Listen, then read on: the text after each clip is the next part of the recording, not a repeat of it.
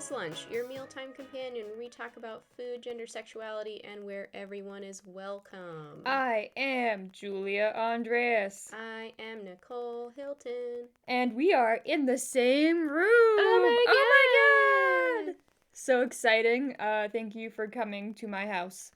Well, hey MTV, welcome to my crib. Quite literally crib. I know, quite literally crib. This is a announcement for our 5 listeners who are out there. Who almost certainly already know. Hi, Dad. But I am currently 7 months pregnant at the time of recording this episode. And so we thought it would be fun while Nicole visits me to help me get ready for the baby coming to have a fun little episode about breast milk versus bottle feeding and baby food and all of that fun baby stuff. All the stuff that baby be eating. What do baby eat? What do baby eat? That's what we will find out today. Yeah. So Julia's going to talk about the history of breastfeeding versus bottle feeding and formula. Mm-hmm. I'm going to talk about baby food, more like, solid food. And then in the middle, we're going to do a little taste test. We're doing a little taste test. We're going to have a little snacky. Of baby food. Yeah. Just to specify. Yeah. Baby We're food not taste tasting test. breast milk. We're not tasting breast milk. We're tasting some baby food, which I am both excited for and also kind of terrified. That, honestly, the biggest problem I'm going to have is going to be the texture, because I hate... That's true. I hate any puree. kind of food that has, like, a puree texture. The lengths I'm willing to go for our 5 listeners. We love you very much. Yes. Thank you for being here. So yeah, we're going to get started with the boob versus the bottle, also known as the endless battle of mothers against basically everyone else all the time. Oof. So today we have formula if you can't breastfeed, like if just maybe you don't make enough milk or like your baby just can't tolerate it or they're just like not in your lifestyle. But what did people do in old-timey times when there wasn't formula? Well, if you were wealthy enough, you would probably have a wet nurse. A wet nurse was a woman who breastfed another's kid for them, and it was a super common practice and even became a well-organized profession with contracts and laws to regulate it. So this could have been your job as a woman in like the 1500s, 1600s, 1700s, things like that, where you would be the wet nurse to a wealthy family. Like maybe you just had a kid. I don't know who took care of wet nurses' kids, honestly. I have no idea. Yeah. But you would just continually breastfeed. So like after you were finished breastfeeding your kid, to keep your milk supply up, you would just breastfeed your client's kid. That's so wild. Like that your job is you're just a milk machine. Yeah. You're a cow. You're a cow. You're literally a cow. Yeah. Did you get paid well? Like what? I don't know if you know that. You probably like lived in-house with the family. So you had like room, board, food, maybe like a small salary. But I mean like, wealthy people, any amount of aristocracy was like kind of a job factory in many ways. I think it was pretty common to just like, yeah, my job is to live at this house and take care of this baby, or to live at this house and to dress this lady. I mean, yeah, honestly, it's not that different than like other types of domestic work, I guess, But of course, even in the 16th and 17th century, we see the same sort of argument that we see today with formula, the idea that breast is best, specifically your own breast is best. If you don't boob feed, then you are a morally and ethically bad person, and your baby will die or not go to Harvard. Yeah. So there's one study, quote unquote, that was published in Spain in 1629 by a guy named Juan Gutierrez de Godoy, and originally this study is in Spanish, but its translated title reads, 3 discourses to prove that all mothers are obliged to breastfeed their children provided that they, the mothers, are healthy, strong, well-tempered, and have good and enough milk to feed them. The old-timey people love, like, I like to joke today, working with a lot of doctors and medical researchers, that they love, like, a long title. Old-timey people had it on another level, Oh my god, I think we should bring it back. Yeah. So an excerpt from an article about the study kind of sums up people's feelings pretty well about, like, having a wet nurse versus, like, breastfeeding your own kid. So, Nicole, if you don't mind reading the paragraph in pink. I'm just so fascinated to know what kind of study they could possibly have been doing in 1629. I think, like, literally he looked at a woman. Yeah. And then he was like, I have thoughts and feelings. Honestly, this is still true today, but especially at that point in history, I think if you just had enough money and social status, they'd be like, yeah, that seems right. Like science. Mm-hmm. That's, yeah. Gutierrez de Godoy describes mothers unwilling to breastfeed their children as cruel as an ostrich. Quote, a foolish bird that lays its eggs under the sand, leaving them to their fate, and impious. He goes on to criticize, quote, the depraved custom of certain mothers who, ashamed of nursing their children, hand them over to strange women, end quote, i.e. wet nurses, and explains that some women refuse to breastfeed their children, fearing to damage their reputation, particularly if the women are old, aristocratic, or wealthy. It was highly unusual for aristocratic women to breastfeed because the practice was considered unfashionable. The women worried it would ruin their figures or prevented them to wear the clothing of the time. Yep. According to who? Is this real? Yeah. That, like, I don't want to breastfeed because I won't be able to wear the latest Dolce & Gabbana. Well, I mean, like, at the time, especially in, like, the 1600s, the super flat front was really popular of corsetry, especially in Spain. And when you breastfeed, your boobs get massive. Yeah. And so you couldn't really have that super front flat You'd be silhouette. so squished. Yeah. Yeah. So, yeah. So it was kind of like, well, it's so unfashionable to have big boobs. And I have to be fashionable as a fancy lady. This happened in the 1920s too, right? Where like more flat-chested shapes were in style, and like women who had bigger boobs were like gonna squish them down a little bit. Yeah. And try and like fit the shape. So it comes and goes. Yeah. Or like a big butt, you know, like where we were like, oh no, you don't want to have a big butt. But then Kim Kardashian was like, what if I had a big butt? And everyone's like, oh my god, big butt. Big butt. Yeah. But what if you were too poor for a wet nurse, right? Yeah. Like what if you were not part of the aristocracy or like, you know, even like the merchant class and you couldn't afford a wet nurse? Well, then you'd probably turn to what's known as like homemade quote-unquote formulas or like breast milk replacements. This was called dry nursing because instead of breast milk, which was wet nursing, you were given like animal milk, like cow, goat, sheep, horse, etc., whatever you have. And that was called dry nursing. Or you would have pap, which was basically milk and a flour of like any variety. So like milk and wheat flour, milk and cornmeal, bread and milk mixed together, and that's what you would give your baby. I know about pap. Yeah. Also, you might talk about this, but if you've ever heard the phrase bringing up a child by hand. Oh. I was reading Anne of Green Gables a couple months ago, and they talk about that of like, I brought her up by hand or whatever.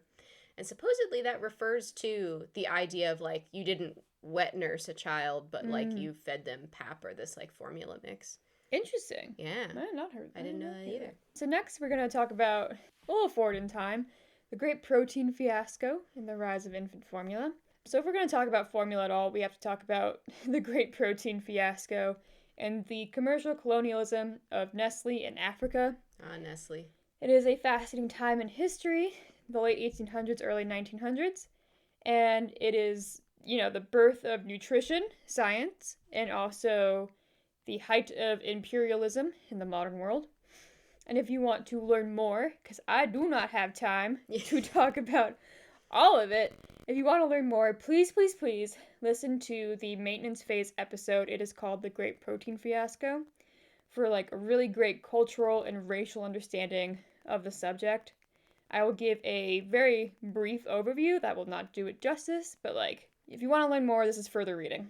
Okay, so basically in the early 1900s, we figured out that food contains things like vitamins and minerals that actually affect our health. Like vitamin C cures and prevents scurvy. Like there's a direct one-to-one. Like if you don't have vitamin C, you go and get scurvy. If you don't have enough niacin, you get pellagra. Right. And things like that. There's like a direct correlation between food and some health conditions. And people just like extrapolated this correlation to mean that basically everything you can like eat your way to perfection. Ah, yes. Right? Like, oh, well, if vitamin C cures scurvy and niacin cures pellagra or prevents pellagra, then if I just eat perfectly, I will have perfect health. This is not true. Yeah. Just in case you didn't know. This is not true. If only, man. These people were like, I'm going to min-max all the vitamins possible and avoid death. Honestly. I mean, that's That hasn't gone away. I'm gonna say, we still trying to do that a little. We still try to do that. At the same time, nutrition science, Britain was like very interested in colonialism in Africa. And there was this lady, Cicely Williams, was studying malnourishment in children in Ghana.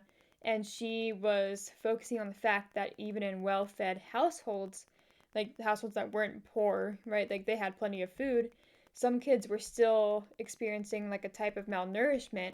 And she was like, oh, that's so weird. I wonder if like maybe it could be a lack of protein in their diet. Who knows? And boy, the commercial science community hopped on that train before it even left the station.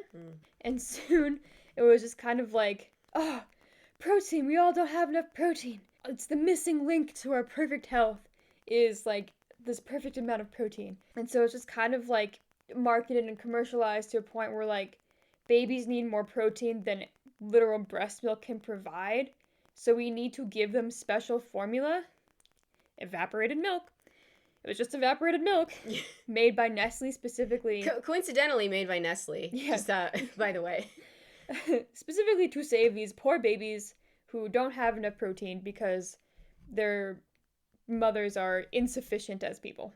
These people in Africa, these native Ghanans, don't know what they're doing because they're ignorant and so backward. Ignorant. Yeah. I think we're still trying to min-max protein, honestly. I mean, it's probably like that meme with like the little domino and then it goes up to the big domino. You could get there to the carnivore diet. Absolutely. Like, get there to the carnivore diet. We're just not getting enough protein. That has to be it. And it's something that's so ingrained in, I think, a lot of our nutritional science where it's like, oh, it's got to be protein. Yeah. Like, we have demonized fat. And we have demonized carbs for different parts of, like, our diet culture. But we've never demonized protein. Yeah. Which is very interesting. It's got, like, a get-out-of-jail-free card for some reason. Yeah, I don't know why that is. I mean, like, it is important, but, fat is also important, Yeah, and so are carbs. Yeah. Your brain needs carbs. So, basically, post-World War I, everyone's like, we need more protein in our diets. And this sort of like thought process continues to be the popular scientific position for breast milk, especially after World War II, in the age of optimistic technological developments. So like man-made baby formula was better than anything a mom could actually produce was like the idea, because it's like, we have all these technological advancements and it's like, oh my gosh. Like science knows better than anything I possibly could. Like science is more... is like better, more intelligent, more efficient than nature itself. It was kind of like the cultural idea. And so I have a couple of fun excerpts from old New York Times magazines that illustrate this sort of cultural moment. This one is from Synthetic is found in tests on 171 infants to equal or excel natural product from 1950 in reference to breast milk. The growth charts of newborns thus fed closely resemble, and sometimes better, those of the average breast milk infants, the doctors declare. Point out that an infant's being breastfed does not ensure that he is always well fed. The mother's milk may be deficient in quantity, in quality, or both. So basically it's like formula is a surefire way to have the best, most powerful baby eugenics in the world. Oh boy! I love I know you just said eugenics, but even before that you said best, most powerful baby, and I'm just picturing like just a little jacked up, jacked guy. Yeah. I'll read the other one. This is an excerpt from Baby Formulas Are Custom Designed and Delivered Right to Your Door from 1949. Students of our culture say that the American family is no longer so sturdy an institution because it is being deprived of its functions. Things that used to be done within the household are now performed outside. Children learn at nursery school, thank you, instead of at mother's knee. The movies replace games in the living room, etc. Critics who think along these lines will be horrified to know that the feminine head of the household has been relieved of yet another job, preparing baby's formula. A service in Brooklyn, started a year and a half ago, is getting into full swing this summer. This service may be just another blow at the vitality of the family, but taking a less philosophical and more practical view, we think it's all to the good for apartment dwellers who can afford it. Pullman kitchens are small enough as it is, without cluttering them up with sterilizing equipment. So basically this excerpt is talking about essentially a formula delivery service where in Brooklyn, like a milkman, but for formula, would come deliver you pre-made formula. Oh. So you as the mom do not have to mix and sterilize your formula bottles. And what I find so interesting is that instead of saying that breastfeeding is part of the, quote, vitality of the family, end quote, it is the mom making formula. Like, formula is the norm. Yeah, yeah. The whole, like, first half, the first paragraph where it's like, the American family is in ruin. No one values the family anymore. I'm like, Jesus, we're right back there, huh? Children go to school. Yeah. But that's what I found just so fascinating, was like the fact that like it wasn't criticizing the mom using formula over breastfeeding. It was criticizing someone else making the formula instead of the mom. So this kind of goes to show you like how far, like on the spectrum of breastfeeding to bottle feeding, how far in the 50s it was towards bottle feeding. Like that was the only option. Yeah. Isn't that wild? Like how quickly those things swing, you know? I mean, we sort of talked about this, how breastfeeding goes like in and out of style, right? And how it's the norm for a while, and then like, oh no, it's weird, or like it's actually not good for your baby, and then, you know, like so many other things, it comes and goes. Yeah. So like, obviously we can see a giant cultural shift in how we view breastfeeding at this time. An entry in an academic journal titled Breast Milk and the World Protein Gap, published in 1968, talks about how breastfeeding rapidly declined over the last 50 years. You know, coincidentally, since the 1910s. I don't know what happened there. Or there was a protein fiasco of any kind. Yeah. A giant manufacturer who had vested interests in selling their product. The reasons for this decline, as the journal puts it, are, quote, unrelated to inadequate maternal nutrition or ill health, end quote. Instead, they say that the decline in breastfeeding stems from societal pressures and not just health. And this is like more of like a little bit of a look back at the time, right? And the reasons are such. First, Western notions of modesty. Ah, yes. So boobs are too sexy to be shown in public. Put those titties away. Therefore, women cannot breastfeed in public. Or, God forbid, any workplace. Absolutely not. Second, due to marketing, breastfeeding is seen as archaic, while bottle feeding and formula is seen as the modern progression. Like we were talking about, that science of optimism and like technology will know better than you ever will. Third, bottle feeding is a status symbol. It shows that you can afford to buy formula versus breastfeeding, which is inherently free because you are just making the food yourself. Yeah. Like literally your body's just making it. Yeah.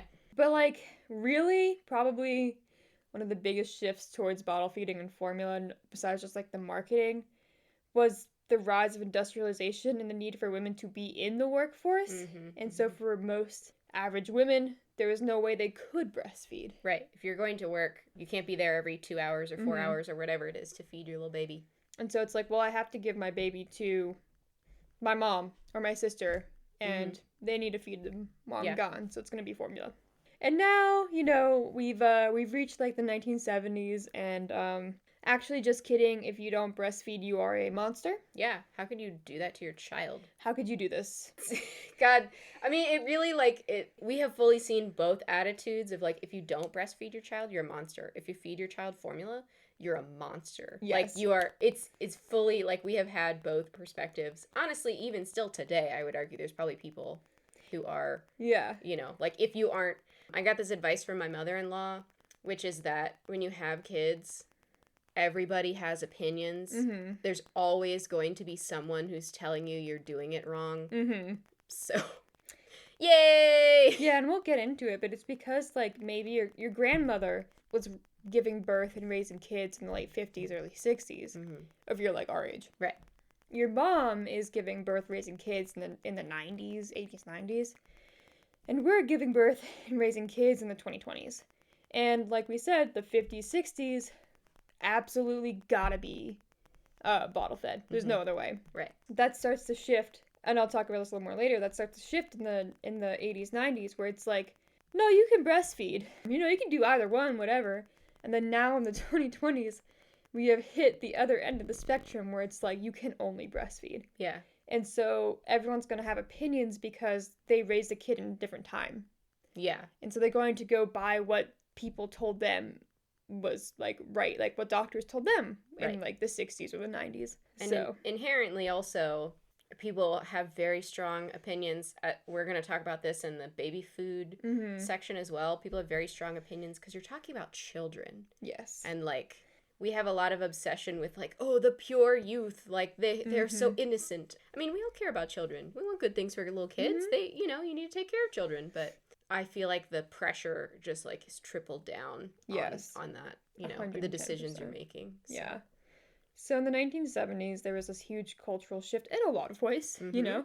And the natural birth movement comes onto the scene, which aims to give women more control over what their birth looks like. This also includes more discussion around breastfeeding, because that's, like, you know, part of birth. Right. With organizations such as the La Leche League, which is a organization that, like, is telling people about how to breastfeed, like, the knowledge that, like, you might have in the past been taught by your mom. Yeah. And they're just absolutely lost because of the formula stuff. And so they're, like, reteaching people about, like, breastfeeding and stuff like that. Although La Leche League is, like, horribly problematic and extremely transphobic. Oh, no! And, like, super Christian. Well, and they're not great. Well. But for a lot of women, they were the only resource available. Yeah. In any knowledge of breastfeeding. Because you're missing that generational knowledge. Yeah. Like you said. Because that's true for, I mean, a large part of history is you would learn these things from the other your women. mom or the other women in your community, you know. Which is especially true in, you know, like, post-war America, where we are very physically spread out. Yes. You know, you have, like, your single-family households. You don't have that, like, multi-generational knowledge as much as you used to 300 years ago, you know? So you have to look to something else to tell you what to do. Yeah. And that's either La Leche League or if you're our age, you Google it. Yeah, if you're our age, you Google it. Also in the 70s, another problematic group decided that they were done with bottles. Christians. Oh, okay. Conservative Christians wanted to bring back breastfeeding in, like, the nuclear family structure in the 70s, and they started boycotting Nestle. It is a massive boycott and one of the longest in consumer history. Wow. And not to mention, also at the same time in the 70s, while I was looking through the New York Times archives, all over the news, there were notices about formula recalls and, like, news articles about the FDA checking the content of baby formulas and if they had, like, things like metals in them. Yeah. And, like, stipulations that were put on baby food and the industry at the time that they needed to limit their marketing of formulas. And so there was just, like, this shift where, like, oh, actually, this is not great for babies. And so babies' formula seemed like it was finally kind of on its way out, or at least we were moving further towards the middle on the spectrum. Yeah. The same thing, I don't think this is spoiling too much, but I came across very similar things about, like, baby food, like solid food, as there were a lot of, around this period in history, recalls. There were incidences of, like, somebody found worms in baby food. Oh my god. Somebody found, like, traces of, like, rat poop. Oh, and, Jesus. You know, it does not take much to... That is the kind of thing that will turn people off of, like, actually, I don't think I want to feed that to my young child. Yeah, and when I was, like, looking through the New York Times archives, it was, like, every article was, like, infant food formula recall. Formula recall, like, this found an infant formula, like... Well, we just had a recall just a couple years ago, right? That was a big one, I remember. We had the shortage in 2022 as well. And shortages were also super common. There were some in, like, the 40s and the 60s and the 80s that also happened where it's like, oh, no, we have plenty of formula. Don't worry about it. And it's like, moms were like, there's nothing on the shelves. Yeah. How am I going to feed my kid? Yeah. So people are starting to turn more towards breastfeeding, and it's becoming a little less terribly divisive. Until today. So jumping to modern times, in 2022, the American Academy of Pediatrics, the AAP, updated their recommendations on breastfeeding. The AAP recommends exclusive breastfeeding for approximately 6 months. Human milk has a unique composition with antimicrobial, anti-inflammatory, immunoregulatory agents, and living leukocytes, all of which contribute to the developing immune system of the child. Did you notice that I didn't mess up any of those I was, words? like, really impressed. Can you tell I read medical literature, like, all day? Studies and meta-analyses have confirmed the association of 6 months of exclusive breastfeeding with decreased rates of lower respiratory tract infections, severe diarrhea, otitis media, and obesity. See, I jinxed myself. I don't know what otitis media is. I did not look that up. Probably something about pooping. Oh, it's an ear infection. Oh, it's just an ear infection. Just an ear infection. Okay. But also what this snippet doesn't mention is that really they recommend breastfeeding for 2 years, which is a lot of commitment. Yeah.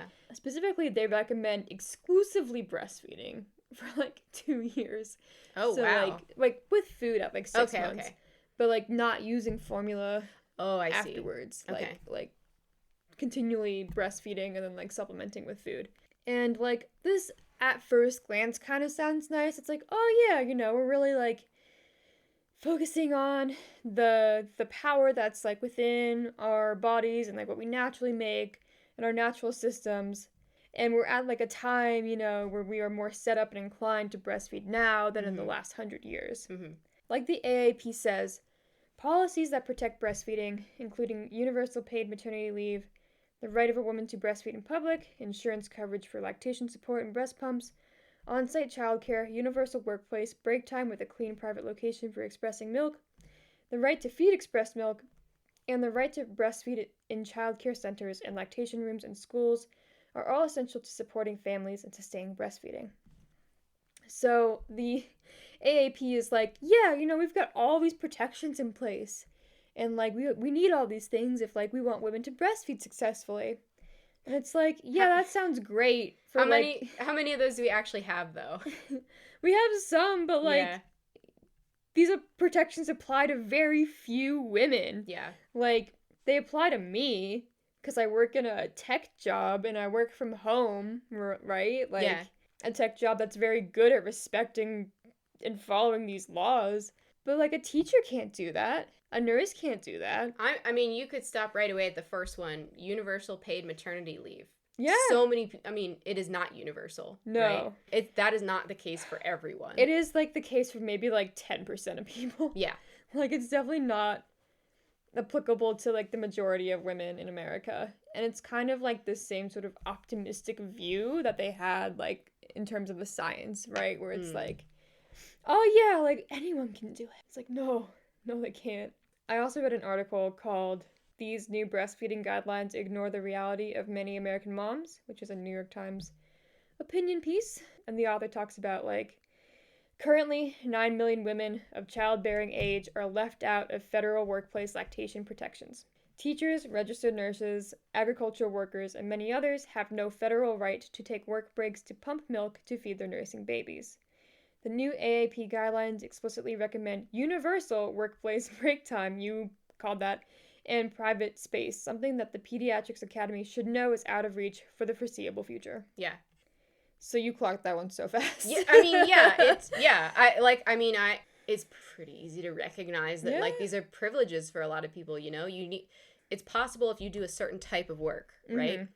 And there are lots of people who don't do anything, like they said, like agricultural workers, you know, anything that's more hands-on. Retail. I mean, I do feel like, just anecdotally, I have seen a lot more, like, nursing spaces or, like, nursing pods, which is great. Like, we should have that. But that is not universal maternity leave, you know? No. That, to me, feels like, oh, like, I can put a nursing pod in my, I think I've even seen them at, like, the Capital One Arena when I've gone to hockey games, which is cool, you know? But it's way easier to just, like, oh, here's a nursing pod than, like, I'm going to give my employees universal paid maternity leave. Yeah. It's you know? Like, it's the pizza party. It's the pizza party! Yeah. It's like, oh, you want workplace protections for breastfeeding? Here's a little room for you to sit in. Yeah. I mean, I've seen them at the hospital. I've seen them at the airport. The airport. I've seen them around, but it's, like, not the same as just being able to, like, have the time to breastfeed your kid, which is solely dependent on one person. Yeah. To, like, either pump or to actually breastfeed. Yeah. Do better, America. Do better, America. So, talking a bit about my own personal experience as a pregnant lady, the current story that I feel like I'm being told is that breastfeeding is the only option. It is a total 360 from about 70 years ago. Like, I've taken prenatal courses through the hospital that I'm going to give birth at, and I've taken different classes with lactation consultants, and all the people I know and talk to who are also pregnant, it's all planning on breastfeeding. Like, it feels like that is the default option. Yeah. Like, the hospital talks about how, like, yeah, once you give birth, we will set up the baby to latch. And the lactation consultant talks about the same thing, where it's like, after you give birth, like, you will latch and, like, all this stuff, and, like, there's just no other option for you, especially, like, right after you give birth. I'm so curious about this because I know it's been, like, something people have protested about very loudly is, like, giving you formula samples at the hospital. Oh, do you know? Yeah. Okay. So, I'm sure, obviously, it's going to be different at every hospital, you know, so, I mean, like, back in the 50s, 60s, right? Like, you would have formula samples given to you for free at the hospital. But now there was, like, 70s cultural shift. Like, the La Leche League specifically got super mad about it because they're like, oh, well, if you use the sample formulas, like the free stuff, your baby's gonna get hooked on formula. Yeah. And they're never gonna breastfeed on you again. And, like, this is still something that happens. It happened, like, in the 90s and 2000s. But the AAP specifically in this, like, 2022, like, rewrite of their stuff talked about how that should not be allowed anymore. Yeah. Like, there should be no formula given to you. It's so hard because it feels... I mean, like, if you want to take a more optimistic tack of, like, yeah, there probably are people who aren't going to be able to breastfeed, or, like, it's good to have, a free sample as an option, to take home, because, like, God, I can only imagine how chaotic those first, couple weeks are. Good to have that as a backup or whatever. Even as I'm saying this, I'm like, as a backup, because breastfeeding is the norm. Yeah. But on the other hand, it feels kind of scummy, you know, of like you've just given birth and it's like big Nestle, or, maybe I shouldn't be beating up on Nestle so much, but big formula is right there being like, congratulations, here you go. Yeah. Like, it feels I think a lot about how when I graduated college, as I was literally, like, walking off the stage, folks from the Alumni Association were there, handing us a keychain that said, like, welcome to the SMCM Alumni Club, or whatever, like, welcome, you're now an alumni. And it felt very much like giving money, So it feels very much like that to me, of, like, just that corporations are so deeply entrenched in, I mean, if you're thinking about from the baby's perspective, literally moments from when you are born. Yeah. Would you like a product? Capitalism for you, little baby? Yeah. And it's like, unfortunately, the spectrum has flipped, and, like, we are so far in the breastfeeding only side. Yeah. That women who want formula when they have their baby sometimes are refused. Yeah. And they will not receive it. Yeah. And it's just like, they're shamed for being lazy. Yeah. For not breastfeeding when they're like, it's not working. Like, the baby's not getting anything, or, like, it just is too painful, or, like, right. Whatever happens. Yeah, and I don't say all of that to critique anyone individually who chooses formula. That's fine. I'm critiquing a system and corporations. And there's also, like, hospitals can provide formula for people who cannot breastfeed or produce enough milk and things. Right. But, like, there's also this great thing called donor milk, where, like, if you I've are... heard about this. If you are a mom who's like, I got supply for days. Yeah. I've got a whole freezer stash, gallons of, like, breast milk that I do not need. Yeah, I've heard about... They have, like, a milk bank. Yeah. You can donate it to your local hospital for babies that are in the NICU. Because if your baby comes early, your breast milk's not going to come until, like, weeks later. Oh, I did not know this. Yeah. Okay. So if your baby comes early, you don't have breast milk to give your baby. And maybe you really want to. And, like, you could have donor milk given to your baby. Or, like, maybe you're trying to breastfeed and you can't. You can have donor milk instead of formula given to your baby. And so there's, like, a lot of options now, which is great. But you just have to let women be able to choose what those options, like, what they want, right? Like, that's the whole point of feminism, is the ability to choose. Like, I want to give my baby formula. Okay. I want to breastfeed. Okay. I want to do a mixture of both. Great. Awesome. But, like, I talked about, the societal pressure of breastfeeding is so overwhelming in the public space. Like, I follow a lot of YouTubers, and I've watched like a lot of their pregnancies and their vlogs about their pregnancies and births because it's really comforting to me. Yeah. As the first one in my friend group to go through this, to like have someone else to look to. And so many of the ones that I follow have had to pull down their why I stopped breastfeeding videos due to like incredible shame and hate in the comments and everything. And it's just like crazy where it's like you can't even be like, oh, 6 months in, I stopped breastfeeding because my milk supply ran out, or like it just was too hard for me. And the fact also that like you have to justify it, you know, instead of just like, I don't want to, or like it doesn't work for me, you know. God forbid women do anything, you know. Yeah, like they've had to pull these videos down from YouTube. Yeah, because they were getting like such a vitriol. It's like that bad out there. So which is better? What's better is supporting women. Leaving them alone. Leave them alone. What's better is whatever works for you, man. Yeah. Like, stop judging other people for what they do. Leave women alone. Leave Brittany alone. I think we also just need to I think some of it is the hypervisibility of like being on the internet and living in a police state where everything is visible. I think we all just, as a society, need to start minding our own business more. Absolutely. You know, 110%. I think we just need to start recognizing, like, that's not my problem. That's not my business. I don't have to have an opinion. Yeah.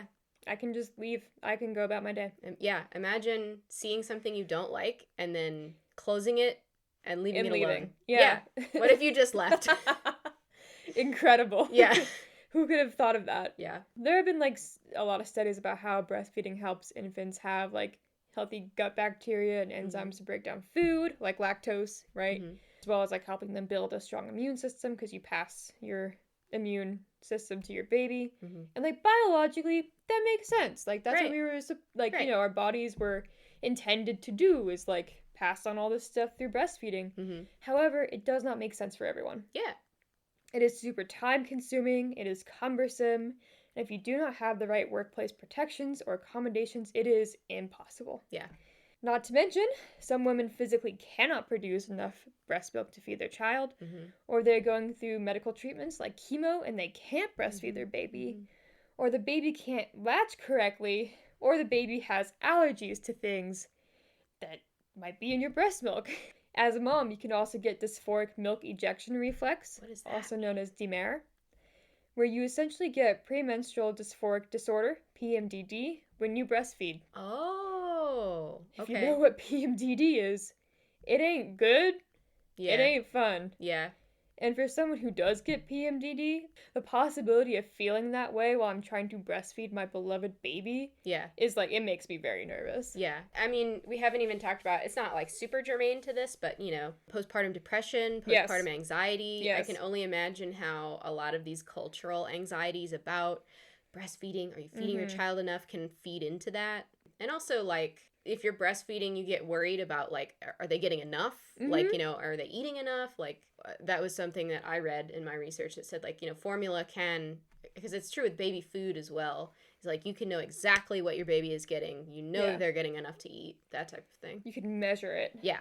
Also, like, baby and mom can't afford formula, or they can't afford to breastfeed and their job prevents it, or, like, they can't keep up with feeding schedules without feeling like they're falling apart. It's like, we should, instead of prioritizing this perfect ideal of, like, you're going to make the perfect baby because you do all of these things, we should probably prioritize a healthy mom who enjoys being a mom. And a system that supports her and her little baby. But, like, formula, life-saving invention. Absolutely. For babies and for mothers and for fathers and for lesbian partners and for gay fathers and parents in general. Like, it gives us the ability to do, like, whatever is best for us and allows us to continue to bond and care for our baby. Yeah. And, like, that's what matters, is your baby knowing that you love them. Yeah. And having enough food. Yeah. Who cares if it's from a boob or a bottle or goes from boob to bottle to baby? Do what you want. Yeah. That baby, he got eat. You gotta eat. Yeah. So, I gotta eat. Yeah. And we gotta eat some baby food. We do gotta eat some baby food. So we are not going to be getting a food fact of the day. We're just going to be getting food. Yeah. By that we mean baby food. Yeah. So we have assembled an elite squad We thought this would be fun since we're in person. Uh-huh. Well, I guess we could have done a remote baby food taste test, but Well, we might as well make it we special. might as well make it fun. Yeah. It's a special one. I So don't think we've done, like, a recorded taste test since Teddy Grahams. Since Teddy Grahams. Yeah, we're bringing it way back. So we got 3 different varieties from 3 different brands. So we have Beech Nut, which is one of the big baby food brands. We have pear and blueberries. Ingredients, pear and blueberries. Literally pear and blueberries. We've got Gerber, organic for baby, sorry.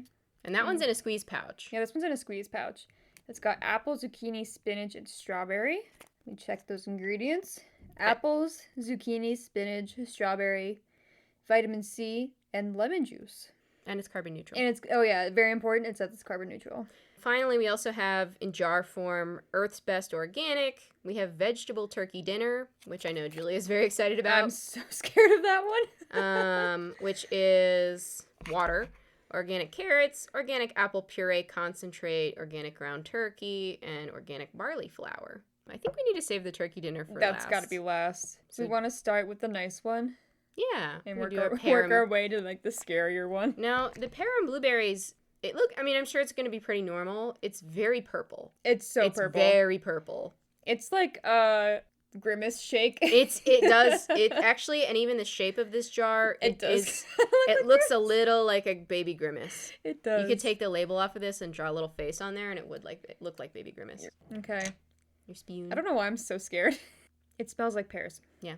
All right. Cheers. Cheers, lad. Dink. It's kind of good. That's kind of good. It's kind of good. That's kind of good. I mean, the texture makes me want to gag, but that's my own neuroses. I would just put that in a smoothie. Yeah. Right? Like, it's halfway there. Delightful. Mm-hmm. That's great. Big fan. Okay. Pears and blueberries, not bad. 5 out of 5. Next, we're going to go with the one that I personally fear the most, just because it's got so many things in it that in my mind don't go together. Next, we have our apple, zucchini, spinach, strawberry in our pouch. Anytime I open one of these things, I'm so afraid because, like I said, I used to babysit a little guy, and he had a lot of these pouches. And I naively thought I could give him the pouch so he could sort of feed himself. Mm-hmm. And what happened was we just had a lot of puree everywhere. That's a nice texture. It's not. It's bad. Ooh. Cheers. Pink. That's a little weird. Honestly, I feel like it tastes kind of like pears. But I guess it's the apple that I'm tasting. It does really taste like pears. I can't really taste the spinach. No. I'm so confused by everything, like, blending together. I can't... It's like the apple and the lemon juice is what you taste the most. Yeah. See if you can pop it open and get the satisfying little noise. Oh, that's good. That was good. That was good. I don't like this. I just opened it up. Oh, it's very solid. It's not moving. I'm tilting the jar. It's not moving. It's like a pudding consistency is what it looks like. I don't like this at all. It's kind of like peanut butter almost. Like it's almost the consistency of peanut butter. That's too much. Why am I getting so much? Cheers, mate. Cheers. Why did you get so much? I'm not going to eat the whole thing. Oh. I don't think it's that bad. I mean, I really taste the flour. I don't eat turkey very often. That's not what turkey should be. Never. Don't use this to color your impression of turkey. Oh, Jesus. I really taste the flour of all things. Like it. It is grainy. The texture was definitely kind of grainy and thick, and I was not a fan. I guess it tastes a little like turkey. It doesn't taste like turkey. It tastes like a generic meat product. Yeah. Which I think is what really turned me off. Oh my god, my baby is kicking so hard. She's like, what have you done? She's like, what was that? What was that? I don't like it. What an experience. I'm not probably going to buy that one for her. Pear blueberry, real good. I'd get that one again. Yeah. Apple, zucchini, spinach, strawberry, I don't know. Mid. I feel like I can just make that at home. Well, okay, we'll talk about that. Oh, yeah, We'll talk about, like, I could just make that at home. I do feel, like, a little sick. I know, that was... Like, ugh. My mouth is having a bad party. Okay, we're going to power through. We'll be strong. Okay, now we've tasted baby food. Let's talk about baby food. Let's do it. Let's talk about solid foods. I'm ready to learn. So a lot of what I'm going to talk about in this section is what we here in the West call weaning, which is where over time you gradually reduce the amount of milk that the baby has and you increase the amount of solids, right? Until eventually they stop drinking milk or formula and they're only having solids, you know, like a grown-up. Yeah. Hopefully they're not pureed in a little jar, but maybe they are. One would hope. So much like breastfeeding, there's a lot of debate around when babies should start eating solid foods, which has changed throughout time, and what they should be eating. This has also changed throughout time. I bet. Right? And it's also different across cultures, right? So different places in the world have different ideas about, like, when does your baby start eating solid food? What should their kind of first foods be?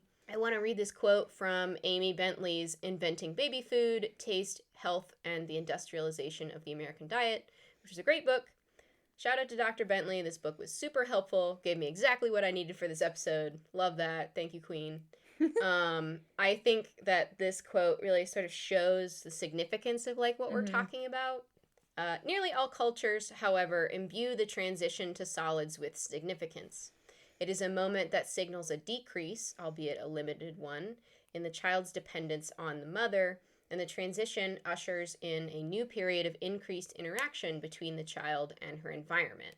So it is, like, I think, not to skip too much ahead, but there's some anxiety around this, sort of similar to breastfeeding, but different, in the sense that, like, when your child's moving to solid foods, they're less dependent on you, right? Yeah. And so, like, separation anxiety. Well, yeah, some of that, like, starting to, like, the child is less, like, they need you for everything. I mean, obviously, you still have to give them the food, but it's less of, like, it's coming directly from my body. You know what I mean?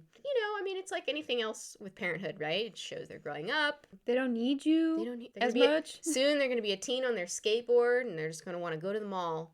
And they'll be like, you're not cool, Mom. Yeah, I don't want to go on a camping trip with you, Dad. So I'm probably going to be mixing a lot of terms, but know that I'm saying basically the same thing. Probably I'm going to mostly be using the term baby food to refer to solid foods, so foods that are not milk. I hope that's not too confusing. If I say baby food, I mean like what we just ate, right? The stuff that comes in a little jar. Usually it's pureed, or even, might be like mashed up peas or whatever. Food for babies. For much of history, we thought that baby food, again, not milk, but baby food, should be very similar to what we feed invalids or folks with some kind of, like, critical illness. Okay. Things like oatmeal, porridge, gruel, kind of like we talked about with like pap. Yeah, Yeah. where it's some mixture of, like, grains and water, or grains and milk, which I honestly think is still kind of true today, right? Like, I think we think of these early solid foods for babies as very, like, mushy and bland. I mean, I do feel like if you say something is like baby food, I almost feel like that's a little bit of an insult. Yeah. You're getting at that, like, it's mushy, there's no flavor to it, Like the brat diet. Not brat summer, but brat diet. Yeah, brat diet for diarrhea. Oh, okay. Bananas, rice, applesauce, and toast. Oh, yeah, okay. Yeah. I did not know there was an acronym, but I have been ill and eaten those things. Yeah, but like the acronym insinuates a child. Yeah. Like a brat. Or, Oh, I see. Yeah. You know what I'm saying? Not my child. Not my child. She's perfect. Yeah, great. No notes. We're going to have a couple of callbacks in this section here, because we love to get our friends on the show. We love a cameo. So do we remember when we did our Fannie Farmer episode? I'll never forget. She had her cookbook that was called Food and Cookery for the Sick and Convalescent. Yes. So snaps. I read a little bit of this, and actually it's super fascinating. In this book that is specifically for the sick and convalescent, she has 2 chapters on infant and child feeding. Oh, specifically. I don't think I knew that. Yeah, so I read through those. Super cool. It's very Fannie in the sense of, like, she's telling you, I mean, she has it down to a science, right? Yeah. This is when to feed your child. This is how often to feed your child. How much. This is around the time where we're discovering, like, vitamins and minerals the and nutrition. things. So she has a lot of, like, nutrition type stuff in there. I'm sure it wouldn't, like, totally track with, like, if you talk to a nutritionist today, but it's pretty close, like, in terms of a lot of, like, I feel like that's pretty much what we would still do. I also thought it was super interesting that she was really strict about, you have to keep everything clean. Oh. She talks about the risks of bacteria. She says, your shit has to be spotless, right? Oh. Like, you've got to keep your kitchen sterile. You're going to be boiling stuff. Like, it has got to be clean. I didn't realize that started so early because, Yeah. like, today you can buy bottle sterilizers, and there's such, like, a market for equipment that sterilizes your baby bottles and, like, your other, like, baby utensils and things. Like, it's like, this one washes it, this one, like, dries it, this one puts it in some sort of red light to kill bacteria. Oh, yeah. Like, there's, like, a super big market for it, and I was just kind of like, this seems really excessive and kind of like, you know, modern day consumerism, but apparently it goes back pretty far. Yeah. I mean, also because I think germ theory was still a little bit new, but I mean, babies can get very sick if you don't keep your stuff clean, and because they're so little, they don't have the immune system built up. They can get very ill very quickly. And related to that is Fannie also recommends not starting the weaning process if it's during summertime. And I was like, oh, that's kind of weird. Huh. But then when I was reading the Inventing Baby Food book, Dr. Bentley mentions that this is because food spoils more easily in the summer. Oh, and people didn't have refrigeration. We don't have refrigeration. And again, if you are a little baby, you don't have, your gut bacteria is not really built up yet. You don't have, like, your immune system's not as good.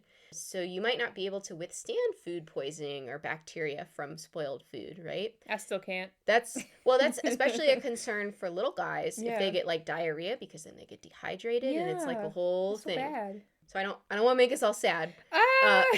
It's like a huge concern for pregnant women to also get food poisoning or like listeria or things like that, because it can pass to your baby through your placenta and things like that.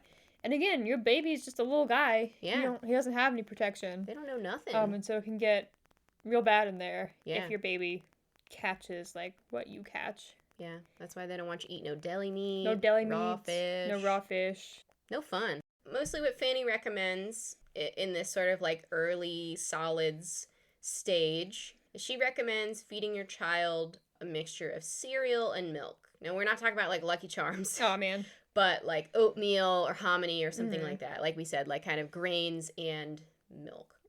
For dinner, what the British would call tea time and what I call 3 o'clock snack time. Yep. This is what Fannie recommends again, this is 1904. So, Julia, what does Fannie recommend we feed our child for dinner? I'm so excited. For dinner, serve a soft-cooked egg or beef, chicken, or mutton broth thickened with strained rice or barley, either with a piece of stale bread spread with butter, followed by steamed rice with cream and sugar, steamed or baked custard, junket custard, Irish moss, blancmange, strained stewed prunes, or juice of 1/2 orange. When eggs are introduced into the diet for the first few times, give but 1/2 egg. This quantity may be easily digested, while a whole egg might cause gastric disturbance. So is this saying, like, all at once? I think these are some different options. Okay. Of, like, here's some things you can give your kid. And this is definitely of the time. That's a lot of grain. Yeah. That's a lot of just... Yes. Okay, so we'll talk about that. You will notice what's not listed here, Julia. Vegetables. Fruits and vegetables. Yeah. Right? Those stewed prunes and half an orange juice. Yeah. So we will talk about that briefly. Oh, but keep that in mind. Okay. She does also recommend graham bread. So shout out to our boy. Sylvester, my guy. She specifically calls it graham bread. And I'm assuming she means, like, that whole wheat type bread, not like a cracker. So that's early 1900s. So now we're going to hop to about the 1920s. And we're going to talk about industrialized pre-made baby food, which is what we just ate. Yeah. As listeners might already know, if they've listened to previous episodes, like our pumpkin pie episode, we get really good at canning and preserving food during the 1920s and World War I, and then we get especially good at it after World War II. We are just so wild to have food in these shiny cans. Oh, cannot get enough of it. Love them shiny things. Love those shiny cans. And this includes food for babies. So commercial baby food was originally sold in cans, not in little jars. Oh. But much like other sort of consumer movements and things, parents are like, I kind of want to see what it is. So then they sort of moved to jars, and then jars become very much the standard, right? Because also, it's nice to have a little jar. I do. I am keeping the little jars They're of baby handy food. For so many things. They're so cute. The way they're shaped is so cute. Yeah. So we're in the 1920s, baby food's in cans. commercial baby food, and Gerber is definitely a case of like right place, right time in a lot of ways. So like we said, we have the popularization of canned goods. We are discovering vitamins, which are previously called mineral salts. Basically, we just sort of start understanding like what nutrition is, and sort of like you were talking about, you know, things like protein, fats. There is a lot of suspicion before this about fruits and vegetables. Yes. Because, I mean, like you said, so like there's a suspicion about like, oh, fruits and vegetables, they make you poop. They come from the ground. Well, there's that, and there's some sort of like superstition almost that like, oh, those are what make you sick, even though it's more likely like maybe it was the spoiled meat that you were eating, or it could have been because the fruits or vegetables were not properly washed, or you know, all that type of stuff. But around this time period, that kind of starts to change. We're like, maybe we should be eating some fruits and vegetables instead of all this ding dang bread. So all of these kind of things culminate into making Gerber and commercial baby food at large, but especially Gerber, very successful. And I will keep saying Gerber, even though I know there are other baby food companies, but Gerber was one of the first and has pretty much always been like head of the pack, always had the biggest market share, one of the biggest baby food companies. They really are like the baby food company, to the point where like it was a father and son that started Gerber. Previously, they were just canning fruit. And they had so much success with the baby food that they were like, oh, we're not canning fruit no more. We're baby food now. we just do baby food. We don't do that anymore. So they fully just pivoted to just doing baby food. Gerber started in 1928. Kind of like the hot dog, pre-made baby food is very industrialized, right? It's got a standardized flavor, texture, color. There's added sugar and salt. It's marketed as very convenient, time-saving. You don't have to, like, boil and mash your own carrots or bananas or whatever. I don't think you're boiling bananas, but maybe. You might be. Who knows? Be. What would happen if you boiled a banana? I assume. I'm really fast. I'm curious now. Someone on YouTube has done this. I'm going to look it up later. We'll find out. Marketers are also very appealing to this, like, mother consumer that develops at this point in the history, which is sort of like, you know, the woman at the house is doing the shopping for the family. Yeah. So you're marketing to, hi, Mom, don't you want to get your baby the best food? And, you know. At such convenience. Yes, you don't have to spend those many hours mashing peas anymore. Like many other post-World War II foods, it has a long shelf life. Again, makes it really convenient, right? You can stock up and you always have a bunch. And sort of like we talked about with formula, I love the parallels here. Pre-made baby food is very scientific. Ah, yes. Right? If you're mashing your own bananas, you don't know exactly how much you are getting in terms of nutrients, right? Every banana's a little bit different. You might not be getting quite as much potassium or quite as much whatever. But canned baby food, you are getting exactly the right amount every time. It's consistent. That will help quell some of those anxieties, especially for parents around this post-World War II era who often lived in suburbs away from, like we were just talking about, sources of generational knowledge. Yes. With, like, you know, you probably don't live near your mom or grandma or other, like, female relatives who would be like, oh, this is how you know how much the baby's eating. Yeah. How much to feed them, you know, right? So if you're just kind of on your own, you're like, oh, shit, now I have to feed my baby. How do I do that? How do I know they're getting enough to eat? What do I feed them? What do I feed them? Yeah. How do I know I'm doing it right? Marketing is like, it's all good. We've got you. Get this little jar, baby's going to be set.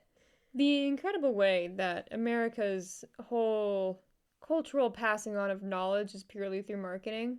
You know what I mean? We talked about this so much this weekend. I know.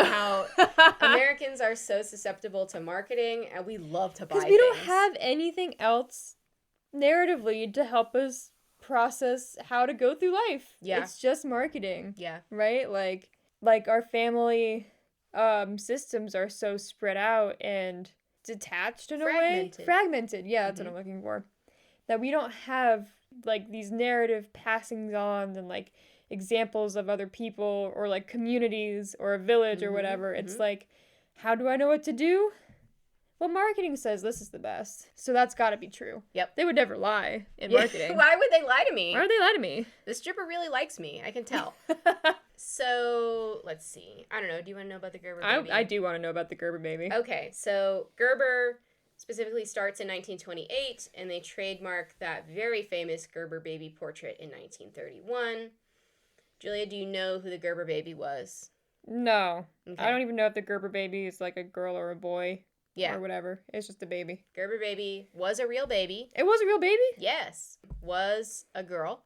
Oh. So there's a lot of like urban legends about like, oh, who's the Gerber baby? Some people think it's like, oh, it's Humphrey Bogart. It's Elizabeth Taylor. Oh. It's Senator Bob Dole. What? Of all people. It's just a lady from Connecticut. All right. When Gerber was like starting up their brand, they put out basically like a call for artists to be like, send us a portrait of a baby to put on our canned food. Crowdsourcing. Yes. Love it. Yeah. And this woman named Dorothy Hope Smith, who is an artist from Connecticut, she borrows her neighbor's baby, Ann Turner Cook. What a phrase. She's like, I need a baby to do something for this contest. They got a baby. Can I borrow your baby? Hey, can I borrow your baby real fast? And she does this little sketch of her, of the baby, Ann Turner Cook, and Dorothy Hope Smith sends it to Gerber, and she's like, this is just a sketch. If you like it, I'll do like a full portrait. And they're like, oh my gosh, this is perfect. We love this little baby. You don't have to change anything. Julia's now looking at the Gerber baby. Yeah, I'm like, I gotta get a good visual of what this Gerber baby looks like. Yeah. So it's a sketch, right? It's not like a fully painted. So Ann Turner Cook grew up to be a teacher and then a mystery novelist after she retired. We love that for her. Yeah, girl. So she also had 4 kids of her own. And I do wonder, did she feed them Gerber baby food?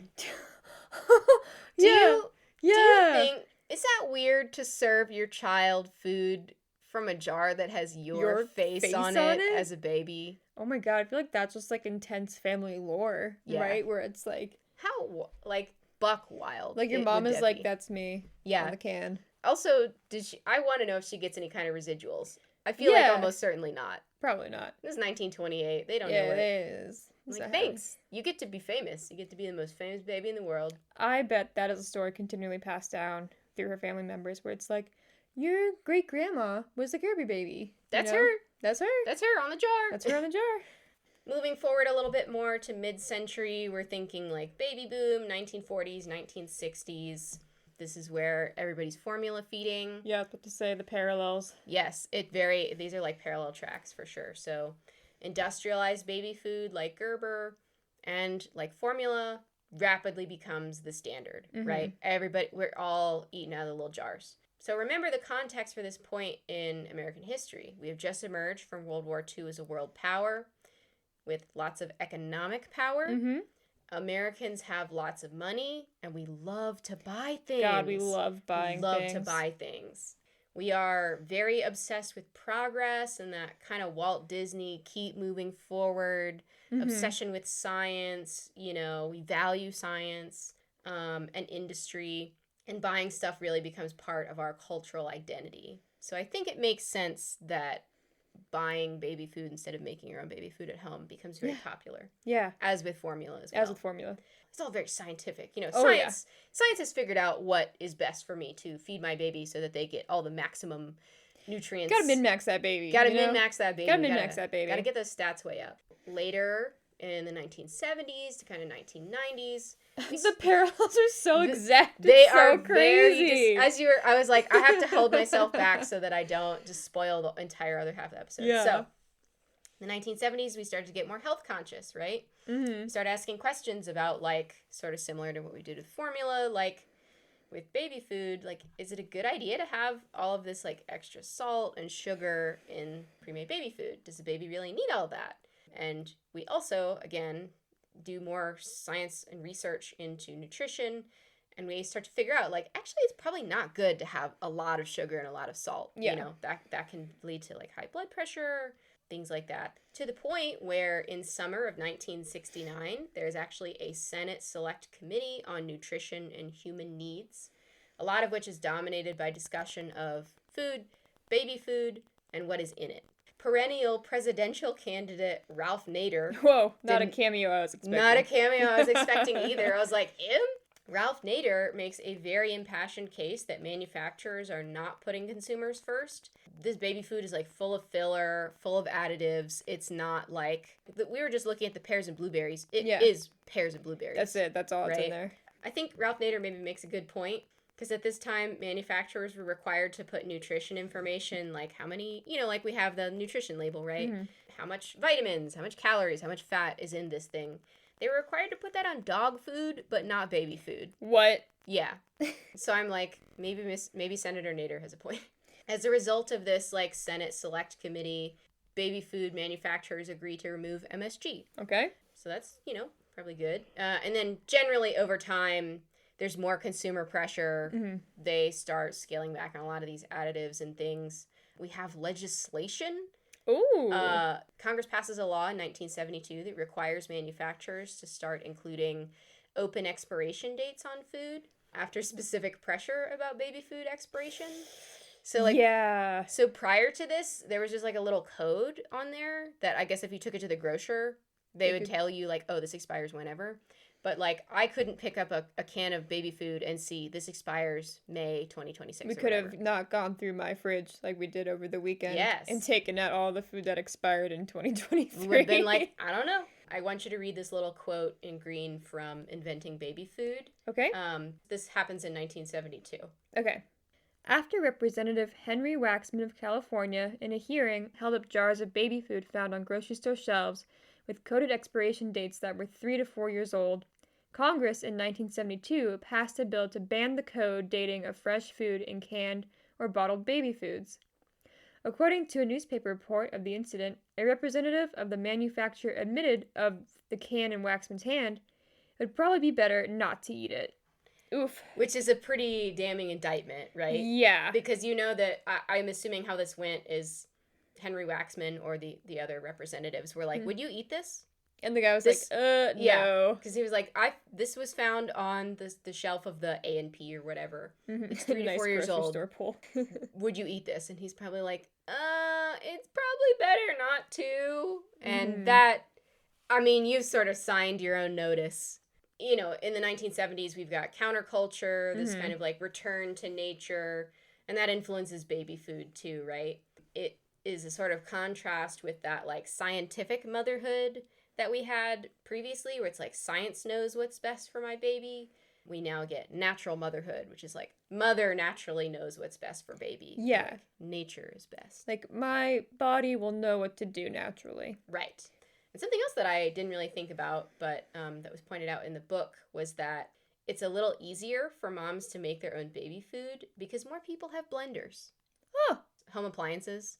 Yeah, I guess that's true. More easily available. Huh. And so it's way easier you don't have to like boil and strain and all that. You just throw that shit in a blender. Huh, here you go, baby. Right. I didn't think about that. Yeah. Okay, so now we get roughly to the modern era. So, 1990s until now. We have baby food comes in those kind of Go-Gurt squeeze tubes that we sampled, as opposed to little glass jars. Those were invented in 2008. I remember them quite vividly when they came on the scene, because I think I've mentioned this before. All of the Olympic level figure skaters that were at my ice rink would slurp them up in practice. They would just have the squeeze tubes on the ice. They would just bust those bad boys out and go. It was so funny to me when we were at the grocery store, because we had just grabbed the baby food and then we were going through the like refrigerated aisle, and they have these squeeze tubes. They look exactly the same. For adults. But it's for adults, so it's different. It's like, is it though? Not really. And I think this has to do with the sort of like, oh, we're a nation on the go, right? We're all just so busy. It is especially true since, a lot of most middle class families, both parents are working. Mm-hmm. So you are looking for more of that time saving. And if you can give your baby a squeeze tube, it's less of like you have to sit there and feed them each spoonful, Theoretically, if your baby does not squeeze it everywhere and make a huge mess. We could have a whole conversation about trad wives or like, mommy bloggers if we wanted to. Momfluencers. Yeah. Honestly, that's a whole episode, but there's, a lot of emphasis put on like cooking from scratch. Some of this is spurred by the sort of childhood obesity epidemic that we had in the early aughts. that's just like, oh, we need to stop eating so much junk food, so much processed food. Processed food. Start taking a bunch of supplements. Yeah, exactly. As a result, there's that sort of like, we need to be eating cleaner. There's a lot more organic foods. Generally, you also have more consumer choice now, right? Yeah. Free market, baby. Free market.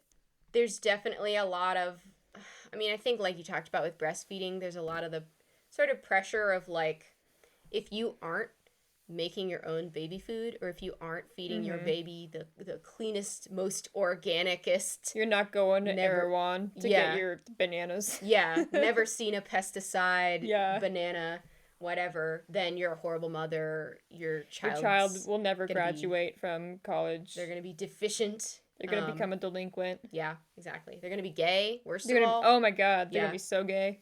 Which honestly, and maybe it's being in this house, thinking about our first episode. Yeah. But I was thinking about Sylvester Graham and how we have that very, like, angel of the house. Yes. Like, don't you care what you're feeding your child? You need to be a good mother. You need to be, like, laboring over what you're feeding them. Mm-hmm. It's the same. It's the same. You can draw a line between them. And I think that this quote from Inventing Baby Food really speaks to that. It is a little long, but I think it's also effective for what we were talking about with the breastfeeding discussion as well. Oh, I bet. I think it's very applicable. Okay, I shall read it.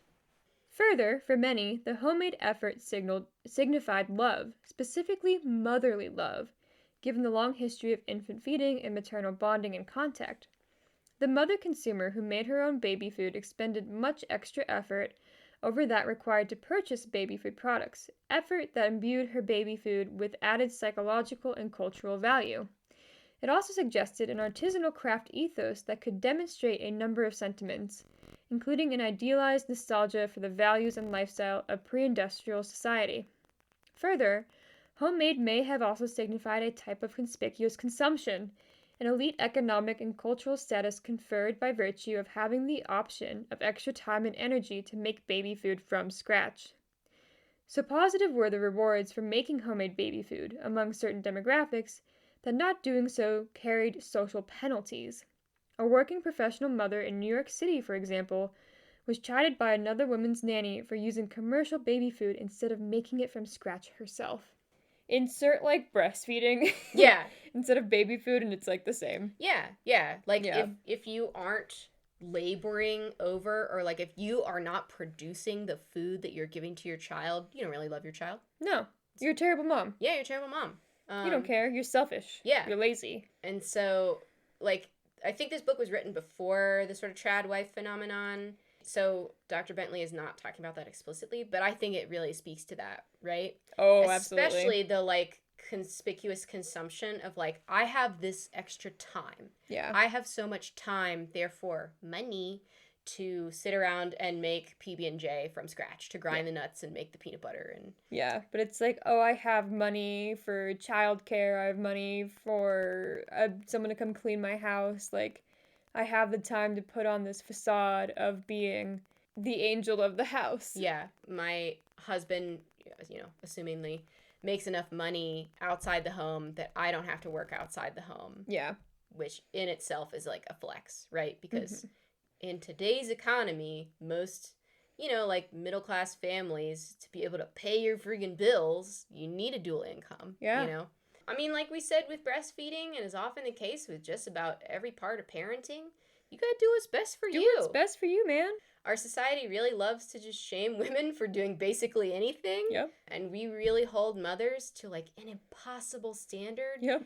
And as I said earlier, my mother-in-law told me, no matter what you do, somebody is going to tell you you're doing it wrong. Mm-hmm. People be having opinions. And so you just have to do what's going to be best for you at the end of the day. Yeah. As we said, maybe if we think of this on the sort of brighter side of things, we do have a lot of consumer choice now. Mm-hmm. You have lots of options for how you want to feed your baby. There's, like, the idea of, like, baby-led weaning. I can talk about it a little bit. Talk about that a little bit. Because it's something I'm pretty interested in. But it's, like, instead of making purees, it's, like, also about, like, 6 months old as for a baby. Mm-hmm. But instead of, like, making purees of, like, different things, you just kind of, like, give your baby a appropriate baby-sized slice of toast or banana, and your baby just hold it and do Chomp what they on it. want with it. Yeah. And then, like, they don't have to finish eating it. It's just kind of like, hey, baby, I'm having apple slices as a snack. Here's an apple slice for you. And the baby grip it with their little baby hand, and they stick it in their mouth, and they go on the floor. Yeah. Yeah. But it's or like, they're like, oh my God, this is the best. Give me all your apple slices. Yeah. Yeah. But it's just kind of like introducing babies to foods as we eat them. Yeah. And not like these strange purees. Yeah. And just like, it's less about nutrition, and it's more about just like introducing them to what food is. Yeah. Yeah. And the idea of like, baby doesn't necessarily need like special baby food. Yeah. Like they just need like a smaller version of food. Yeah. You know? And I think baby-led weaning, as we call it today, is kind of like more of the normal cultural practice in other cultures. Like, yeah. I feel like American baby food, as we have discussed it, is a very American/Western thing. Yeah. Whereas in most places they don't have that. So baby, just eat what you eat. Yeah. But I definitely did that with my little guy that I babysat. And let me tell you, every time he would have his lunch and I'd have my lunch, and inevitably he'd be like, what you got over there? Yeah. Can I have that peanut butter sandwich? What do you have? You know? That's how babies learn how to do anything, is by watching you. Yeah. And they want what you have, and they want to try what you're doing. Yeah. And which honestly was probably a good thing for me. It made me pack better lunches. You know, because if I had a bag of Doritos, I'd be like, you can't have it. He's like, give me that. He's like, give me the Dorito. It's like, well, you're too young for this. Yeah. I don't know if you're ready to be flavor blasted. You gotta wait until you're like at least 3 years old to be flavor blasted. Yeah. Yeah, that's baby food. Baby food and bottle feeding and breast milk. I hope you enjoyed our adventure through how we love to shame women throughout time. Yay! Yay! And how mothers are always doing everything wrong. Yeah, which means, hey, by the way, all the moms out there, it means you're also doing everything right. Yeah. Love that. Thanks for lunching with us. And we'll see you next time. Bye! Our theme music is Red Onions by Louis Zong. Please check out the rest of his album Vegetable Soul in the description. If you have an episode suggestion or want to say hi, you can email us at girlslunchpodcast@gmail.com. Thank you for listening.